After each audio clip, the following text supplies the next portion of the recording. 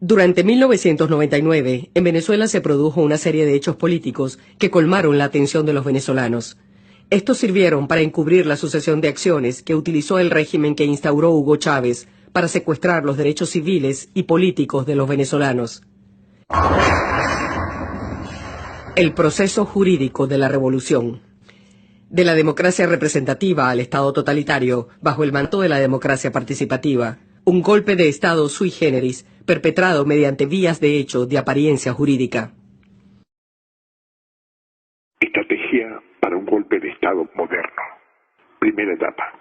Conseguir la presidencia de la República por la vía electoral. 6 de diciembre de 1998. El candidato teniente coronel Hugo Chávez, vigente la Constitución venezolana de 1961, gana las elecciones presidenciales. Esto le permite gobernar para el periodo 1999-2004, pero le impide ser reelecto para el siguiente periodo presidencial. Segunda etapa. Aprovechando la popularidad inicial, crear y controlar un organismo que se autodeclare poder originario. 2 de febrero de 1999.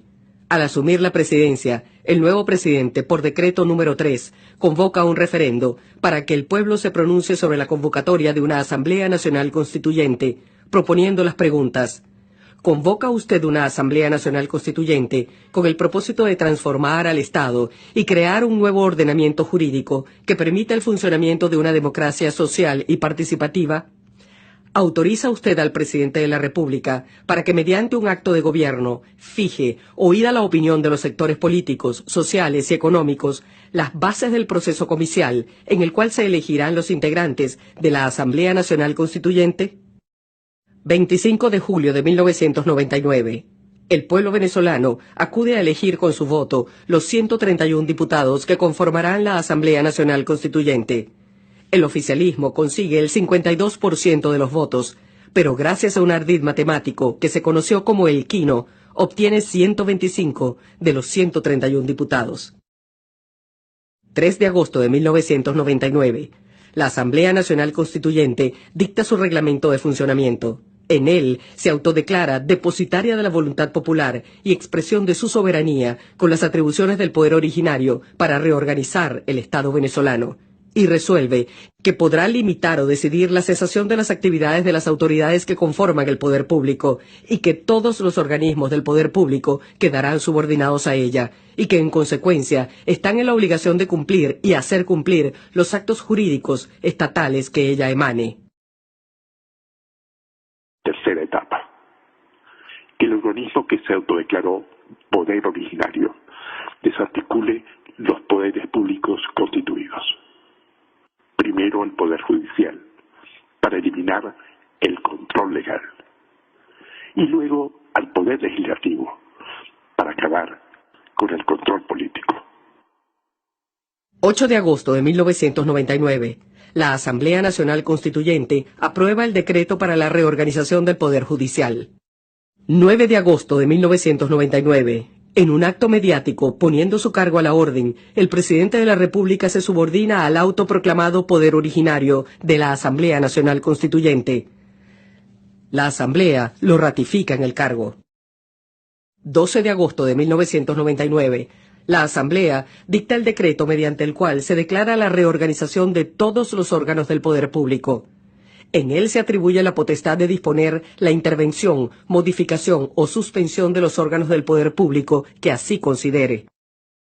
23 de agosto de 1999.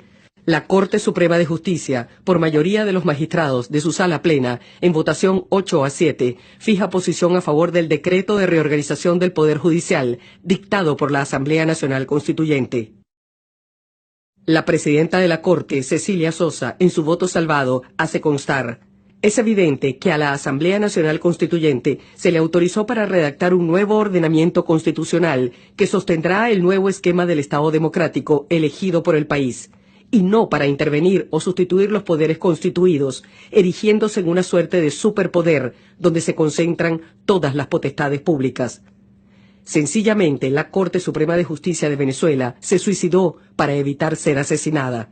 El resultado es el mismo: está muerta. 25 de agosto de 1999. La Asamblea promulga el decreto para la reorganización del Poder Judicial. Mediante este decreto, crea, subordinada a ella, la Comisión de Emergencia Judicial, con facultades para evaluar a la Corte Suprema de Justicia y al Consejo de la Judicatura, nombrar, sustituir y sancionar jueces. Controla así al Poder Judicial, quien juzga. También promulga el decreto que regula el Poder Legislativo Nacional. Este, entre otras cosas, suspende las sesiones del Congreso de la República, crea la Comisión Legislativa de la Asamblea Nacional Constituyente, la Comisión de Investigación de las actuaciones de los miembros del Congreso de la República y revoca la inmunidad de los parlamentarios. Controla así al Poder Legislativo, quien ejerce el control político. Cuarta etapa. Tomar el control de los poderes públicos y de todo organismo que pueda resultar útil para perpetuarse en el poder. Con ello, el plan habrá culminado. 15 de diciembre de 1999. Se aprueba en un referéndum la Constitución de la República Bolivariana de Venezuela. 22 de diciembre de 1999. La Asamblea Nacional Constituyente emite el decreto de régimen de transición del poder público. En él disuelve definitivamente al Congreso, crea la Comisión Legislativa Nacional, a la cual le asigna provisoriamente el Poder Legislativo y nombra a sus miembros, conforma el nuevo Tribunal Supremo de Justicia y designa a sus magistrados. Nombra al Contralor General de la República, al Fiscal General de la República y se autoatribuye competencia para designar a los integrantes del Consejo Nacional Electoral. 30 de diciembre de 1999, se promulga la Constitución de la República Bolivariana de Venezuela. En el transcurso de su funcionamiento, la Asamblea Nacional Constituyente tomó para la llamada revolución el control del Poder Judicial, el control del Poder Legislativo, el control de la Contraloría General de la República, el control de la Fiscalía General de la República y el control del Consejo Nacional Electoral. Con ello, se consumó el golpe de Estado. A la postre, para el régimen, el control sobre el Consejo Nacional Electoral se convirtió en la joya de la corona. Este le permitiría a la revolución perpetuarse en el poder y a la vez exhibir un supuesto origen democrático.